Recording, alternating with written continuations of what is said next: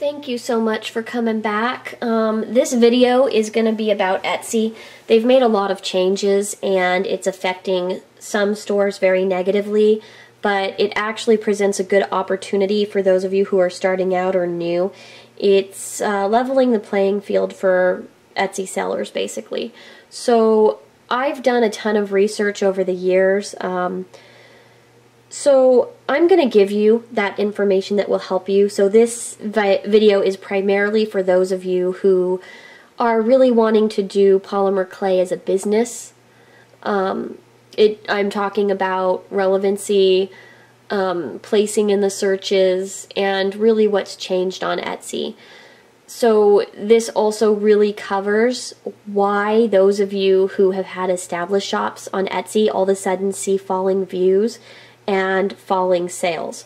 So I'm going to discuss all that, but I wanted to say thank you first to MASSWE, which stands for Mid-Atlantic 6th Scale World War II. MASSWE actually just did an intro for my channel, well, for my videos, and I stink at editing, as many of you probably know. So I wanted to say thank you so much, and I love it. Now,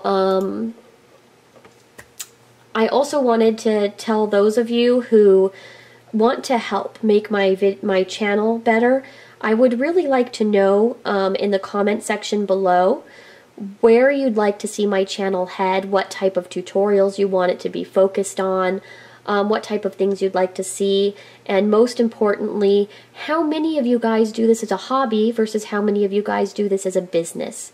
Because I've done some business videos, but I really don't know how many out there actually want to do a business versus how many just like to play with clay and make gifts. So please let me know in the box below, the comment box, what you are primarily interested in. This helps me guide my channel. You could feel free to say things you don't like. You could feel free to say things you do like. And for those of you who see people posting things they don't like about my channel, please refrain from defending me, since I am asking for this critique. I don't want anyone to be bullied or feel bullied, so please, you know, don't feel free to try to defend me. Also, I'm going to give you the history on my shop. So I'm giving you the history on my shop so you know where I came from, you know how long I've been on Etsy, and that way it kind of validates the changes that have been made. I'm going to show you proof of why my sales fell and why your views could have been affected. This goes through changes they made September 2013, and then the most recent changes that will most likely explain your drop in views and sales if you had them. So now I'm going to go ahead and tell you the history of my shop, which is going to be followed by the new changes that Etsy made that are affecting you, and why it's actually a great time for new people starting out on Etsy, and how it levels the playing field and what that means going forward, and just a little bit of business advice. So here's my shop as it exists now. I have 57 items now. I used to have over 200. Part of this is just because I have a very love-hate relationship with Etsy. If you guys have specific questions about Etsy or what I hate, what I like, you can ask in the questions. There's a lot of things I love about Etsy, which is why I'm still here, frankly. It also has the biggest traffic of any of the standalone, not a standalone site, but like a craft site, where it's Zibbit, there's Artfire, I think there's one called Craftstar, there's Handmade Artist, there's a lot of them, but nobody has the traffic yet to compete with Etsy. So this is why I'm here still. But let me go ahead and show you more. I had a business on Etsy before and it failed. If you go to my sold orders and you go to page 207, you'll see what my first business was. I made stitch markers for knitting out of sterling silver and semi-precious gemstones and lampwork beads. I sold these. It's not that I couldn't sell them. That's not why I failed. And, you know, you have to, everything's very, very highly personal as to whether you fail or not. I've obviously learned from the experience and it helped me grow, so it's not a personal failure by any means. But the reason why I couldn't stay with that business, which I love knitting and crochet, and I found it fun to make the stitch markers, but the reason that the business didn't survive, which I didn't, you know, I couldn't continue to replace my stitch markers in bulk, which you have to do in order to be competitive. It's the sterling silver and the lampwork beads. I couldn't afford to replace the ones that people really liked because I was sitting on inventory from things that didn't sell. And that's something that's hard for every business owner. You don't know what people will like and what people don't. So if you buy a huge amount of stuff and only half sells, you're dealing with a profit margin that might not be enough to get you more in bulk. And you always want something new as well. So it's always a risk in business. Let's see. This was June 17th, 2009 when I sold this particular item. That's getting towards probably close to the end of that particular business. And I took a break. And I thought about it for, you know, a while. And then I decided that I wanted to still run a business on Etsy, but I needed something where the materials didn't cost me so much that I had to worry about replacing materials in bulk. So I loved working with clay. This is from my very first month or two of opening Sweet and Savory Trinkets, which is on top of the ashes of my first store. And I started making the miniature food jewelry for sale. I made them before, but not primarily for sale. So, that's the beginning of this shop. My business grew and grew and grew because I was smart and I reinvested. Now, let me show you this for a comparison. November this year, I had 8,800 views. I had 1,057 favorites. I had 27 orders. Now let's take a look at 2 years ago in November. I had 20,000 views, 1,200 favorites, but I had 91 orders. That is a huge difference from 2 years ago. Usually the longer a business has been in business, usually the more popular they get because there's been time, there's repeat customers, and I still have repeat customers. The big difference is my,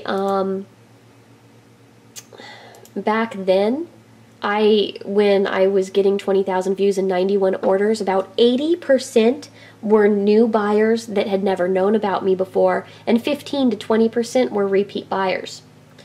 Now, the number has pretty much flipped. I might get 20%, 15 to 20% new buyers, and 80% repeat buyers.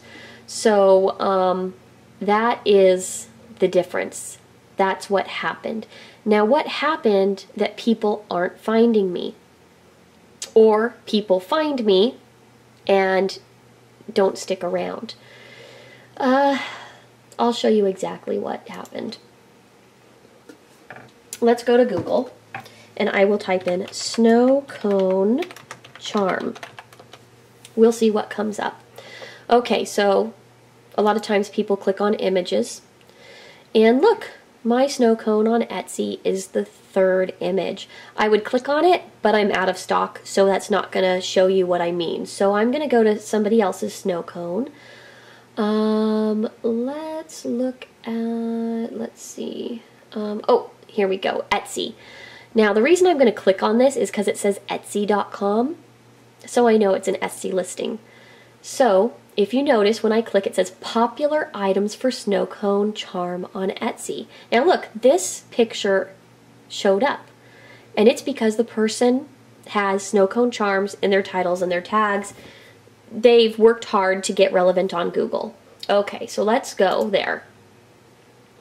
Wow, the item we clicked on isn't even on the screen. Instead, we have what? 1, 2, 3, 4. We have 16 items that isn't the item we clicked on. I scroll down. Oh, there it is. It's at the very bottom of the page. So, Fatally Feminine. I just want to give the shop a shout out since that's who we used here. Fatally Feminine was the earrings that we clicked on, but we had to scroll down just to find them. There are 16 other suggestions above them, even though their picture is the one that made us click onto Etsy.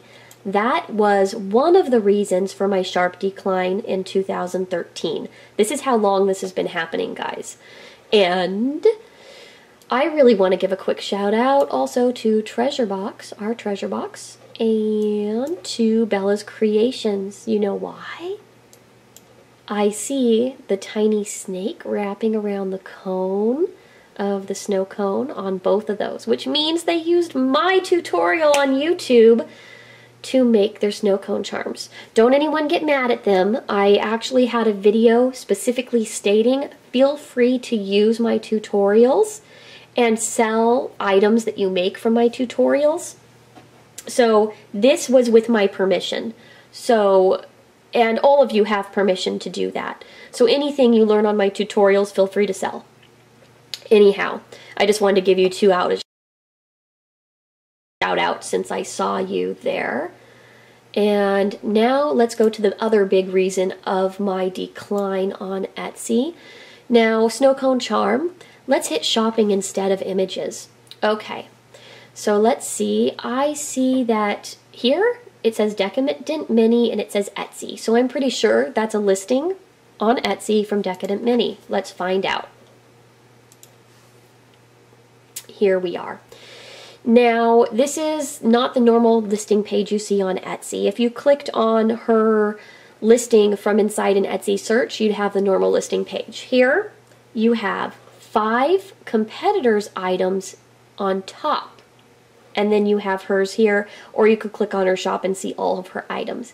This happened, this type of page happened back to September, it was probably August or September 2013, and the other big reason for my drop. The reason I know this is because in my stats on Google Analytics connected to my Etsy shop, my bounce rate jumped up through the roof. What a bounce rate means is that somebody comes to your page and they click right away. Now this would be considered her listing page because you could buy it straight from here. Okay? But back in August, September 2013, and for many, many, many months later, I don't know when they changed this particular page, but what it was when I was very angry with Etsy was all you could see were those 5 listings on top. It was still Decadent Mini's listing page, or mine when I had snow cones. You would have to scroll down to this point before you would actually see her photo and see that you could buy the actual snow cone. So halfway down the page. Now you could actually see the item and see that you can buy it, and that is the item you clicked on. It was not like that for a very long time. So I shut down my store completely for November, it was October, November, December. In Etsy, I put it on vacation mode and only sold to repeat customers that contacted me and asked for something, because I was very, very angry at Etsy. Because after all, you clicked on that photo. Now, I actually reactivated my shopping. This is something that you can activate or deactivate in your shop. It's automatically activated unless you deactivate it. I reactivated this in my shop because you can see the person's image. But those 2 reasons are the reasons directly for my shop decreasing by about 75%. So for long-time sellers that just experienced a big decrease September and onward from 2013, that's why. This has probably done a lot to bring back customers because you can still see the listing page. So Decadent Mini, hope that this gets you some good views. I should write you and let you know that you're in my video. Okay, so let's get on to more important stuff in Etsy, the search and how the search changed. Because this is the latest thing that affected views and dropped views down. This is a search for miniature food Etsy. And miniature food jewelry. I've tried to film this a few times, guys, and my voice is starting to go and just always something happens. So this is a very long video, I'm sorry, but it's very important. Okay, so for those of you still around. Okay, so if you look at this search page, this is currently, as I'm taping this, the first page of miniature food jewelry on Etsy. Okay, there's something that this has in common. And I found this out through research, and there's other factors that I'll cover in a minute, but I wanted to illustrate the point. Okay, you see miniature food jewelry. It's a Good Day for Clay is a nice little shop. She pops up in the forums on Etsy often and is always nice and tries to help people.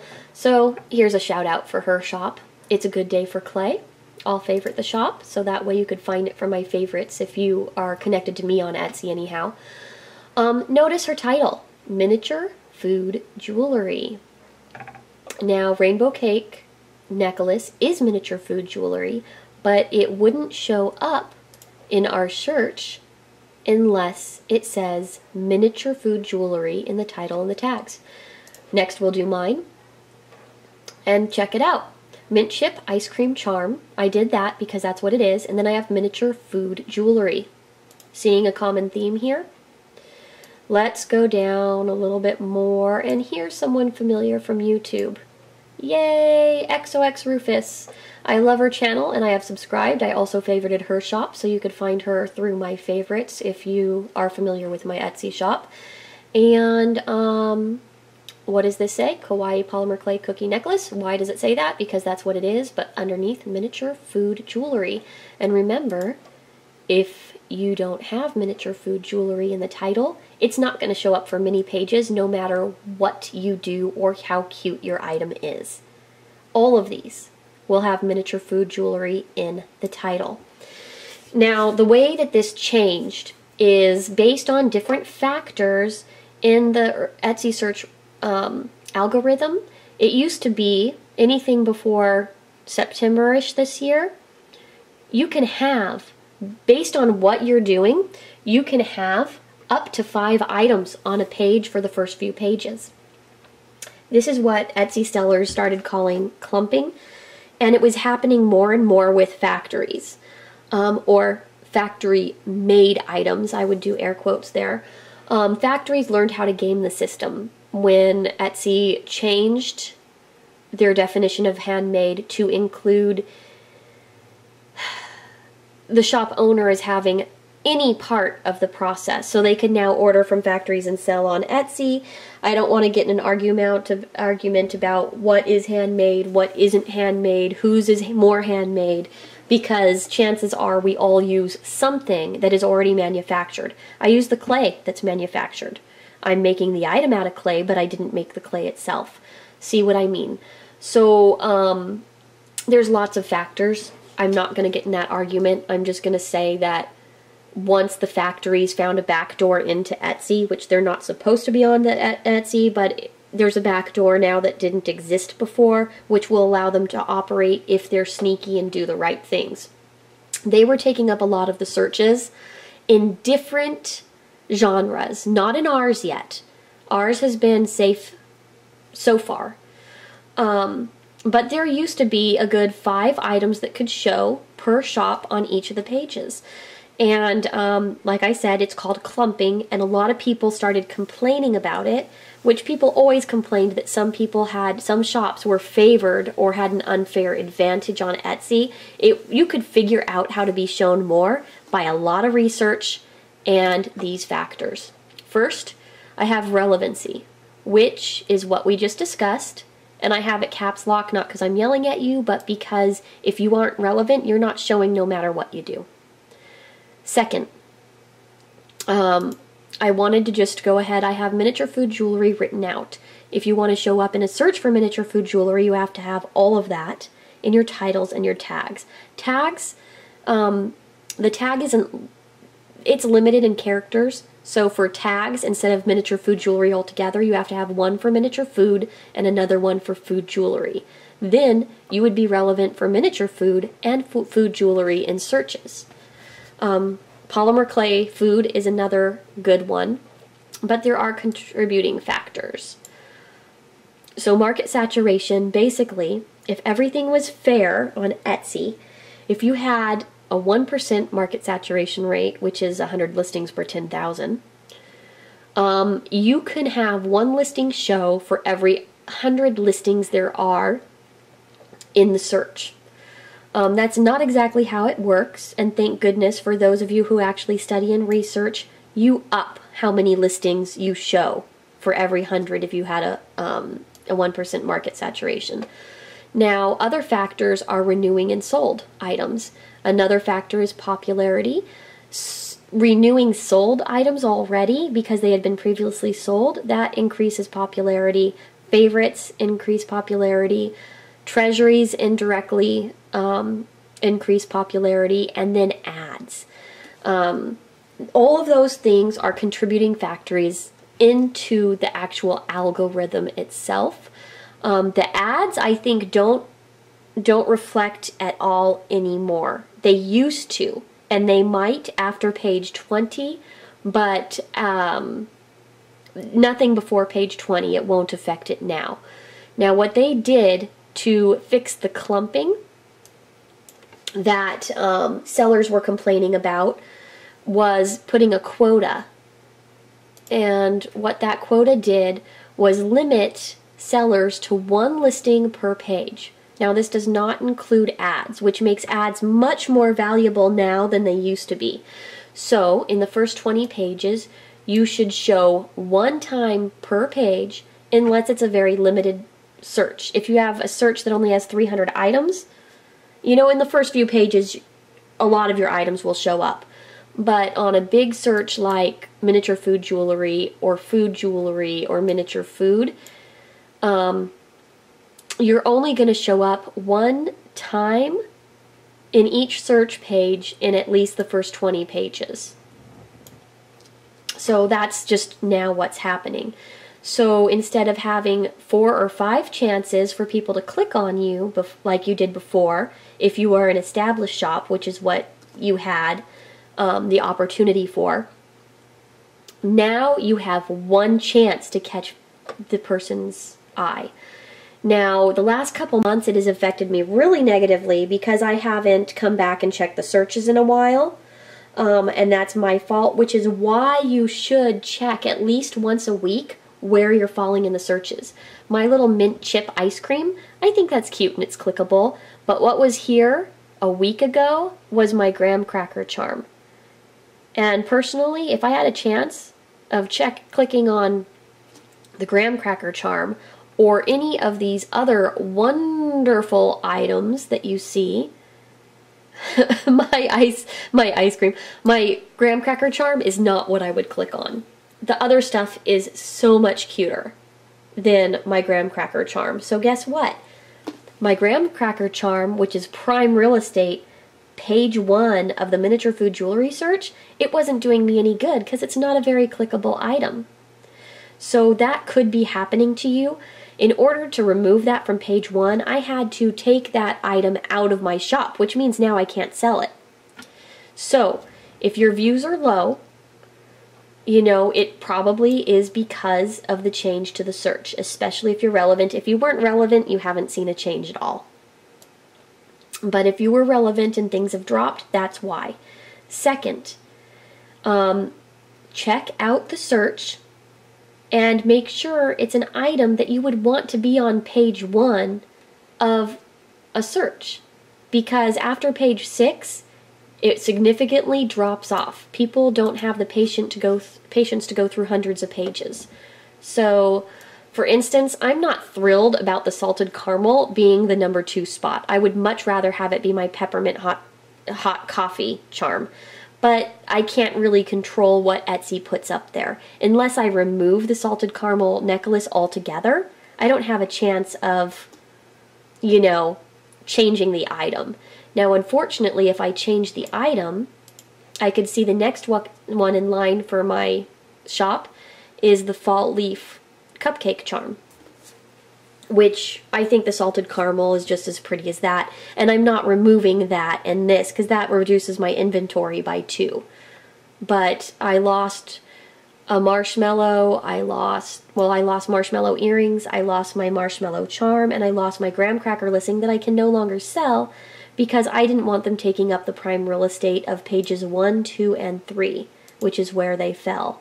So those of you who have lost views and sales, check out what your first items are and make sure that there's something clickable that can compete with everything else. Now I want to talk about ads. Ads, there's 6 of them on each search page. That goes and takes you from 1 chance of 48 items to 2 chances for 48 items. But they can get expensive really quick, so it's a very personal item decision as to whether you want to offer search ads or not. Right now they're called promoted listings. Search ads is what they used to be called. Instead of paying per click a set price, they're making you bid. So you program in what your highest bid will be for each item, and then that's what gets the space. And I can tell you right now, I did test it out. Let me see, here it is. I tested it out, and for 372 clicks and 30,000 impressions, I've paid $94 and I've had $99 in revenue. At this point, I'm not breaking even, so I've put my ads on hold because I'm willing to pay when I break even, but not when I'm going in the hole. Now, there's a good reason for that. Let me see if I could find the shop ads. Search ads. Okay. So search ads is what they used to be. And we'll go for all time. So when you look at my numbers, they don't look that impressive. I've spent $1,600 on ads. I got 1.7 million impressions, 14,000 clicks, 2,000 favorites, 163 orders, and 2,800 in revenue. Now, when you look at that, it's pretty much breaking even. I'm willing to break even on ads, and I'll tell you why. This is not the whole picture. So basically, what it reflects as far as numbers go, for the 1,600 you spent, the big numbers I look at is the 163 orders and the 2,800 in revenue. Now, that reflects only what people came in and bought when they clicked on your ad. If they get out of Etsy for any reason, they turn off their computer, then come back and buy your item, that revenue is not part of this. It's only on the sitting where they clicked on your ad from. Now, favorites. Look at this. I have 2,700 favorites. If those people did not buy the first time they clicked on that ad to come into my shop in that visit, it's not reflected here either. So somebody puts a favorite to find me later, kind of as a bookmark. They come back and buy from me. That could be sales, and they found me through the ad, but they didn't buy through the ad. So if any of those 2,000 people bought, that number is not showing here. And look at the 163 orders. If people actually came back and bought again and became a repeat customer, their repeat business is not part of that $2,800. So the ads do more than it appears. Keep that in mind. Keeping that in mind, I am now, as long as I break even, I pay for ads because of those external factors. When I am negative because of the ads, I won't do it. And I know 99 in revenue looks like you're breaking even, but you're not, because there's the Etsy fees for the 20 cents it's listing. If you didn't sell the item the first time, it has to be renewed. So that's 40 cents for those items. And then there's the final value fee if you actually did sell items. Plus, there's the credit processing fee if you do PayPal or through Etsy. And in addition to that, there is the materials it cost. So my cost to run those $94 in ads is far higher than what you're seeing in revenue. So I am actually in the hole for that $94 worth of ads. So I don't know if I will start ads again, but I thought it's important to mention you get a lot more out of ads than shows. And they are more important now because they increase your chances from one being clicked on, one chance to be clicked on per page, to two. Okay? So, what this means for the big sellers to the small sellers is basically, very simply, big sellers and small sellers are on the same level playing field. There's nobody that has an edge or a leg up for the first 20 pages. Once you probably get past 20 pages, we'll just click on 250 to see what's here. But once you get past the first 20 pages, you can get some sellers that show more than once. But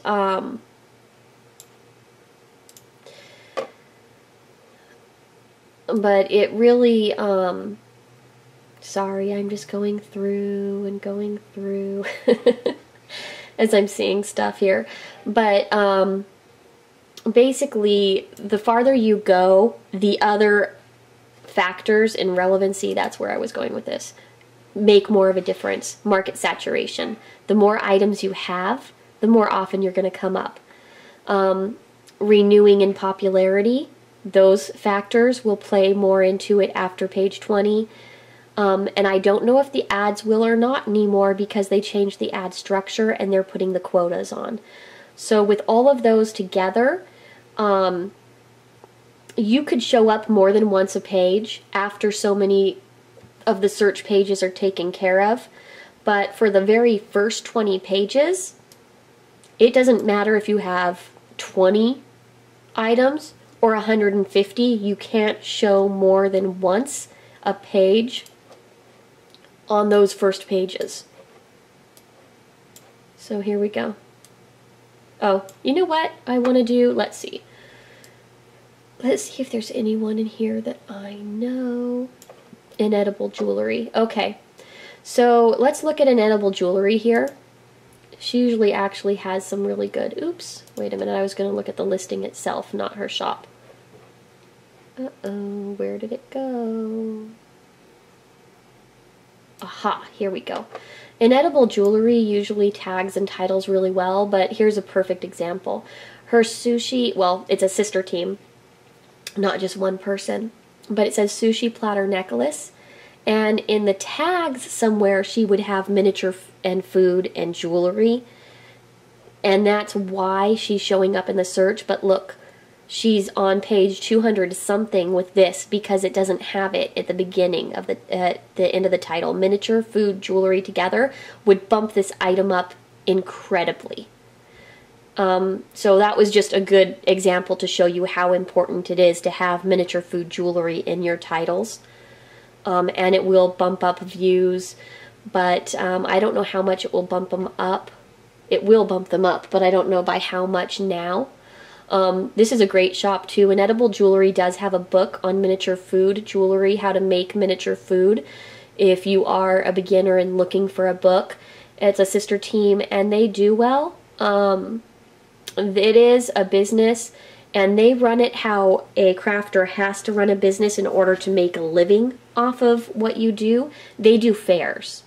So just keep in mind that Etsy is probably not going to be a place where you come list items and you're going to get rich. It has happened, but it's very rare. And usually what the story is that people that are making a living off of it, and Inedible Jewelry is a good example because they are a professional business. They know what they're doing. They've been in business for years. They do fairs and Etsy.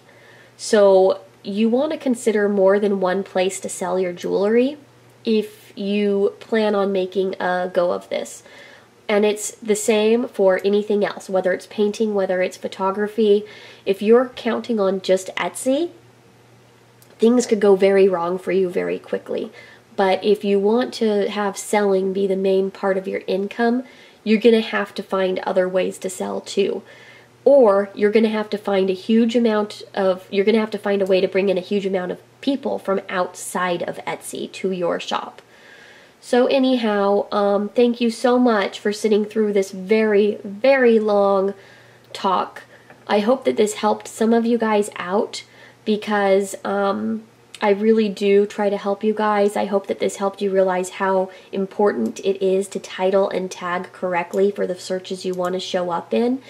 And I hope that this does at least encourage those of you who are brand new to give it a try if this is a dream of yours, but just know it's not easy. Like you saw by my numbers, my sales are, you know, a quarter of what they were 2 years ago. This isn't a video to complain about that. This is simply trying to say that changes online venues do can seriously negatively impact it, and there's plus and there's pros and cons to everything.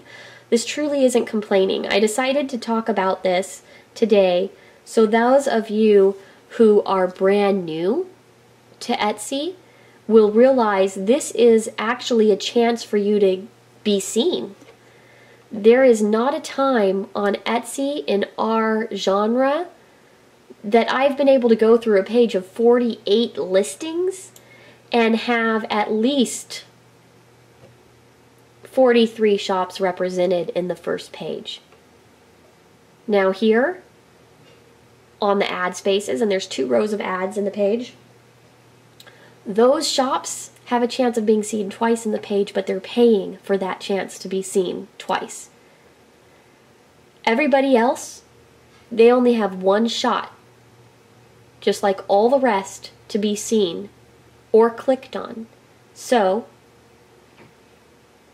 when you look at this, it's very diverse and everybody has an equal chance. So if this is your dream, by all means go for it. Just know it's hard work, and a lot of those who have in the thousands of sales or even hundreds of sales, we promote off of Etsy. Personally, I'm going to become less and less competition on Etsy because I want to do more and more tutorials. I love the creative. I love being able to use my creativity to create new things. I really, really like that. When I sell on Etsy, in order to make a decent amount of money and not be behind all the time, you have to make your food in batches. And it's not as exciting to make a batch of, 30 and then replace it every time you run out as it is to create something new all the time. So I hope to sincerely do more and more tutorials as time goes by, and less on Etsy, and just have things that I've created for the tutorials on Etsy. Just from here and there if I do small batches, but that is literally my goal. All of you are still welcome to use my tutorials to create items to sell on Etsy with my best wishes. wishes. I think I've been talking too long because I'm just getting crazy now. So thank you all again for joining me, and thank you all again for watching all these times. For those of you who stick with me, it really means a lot, and I will be getting back to tutorials soon. I have one trade that I need to open up, and then I need to start getting caught up. I'm behind on trades, and I'm behind on doing tutorials, so I'll be doing those soon. Thank you all so much. Take care.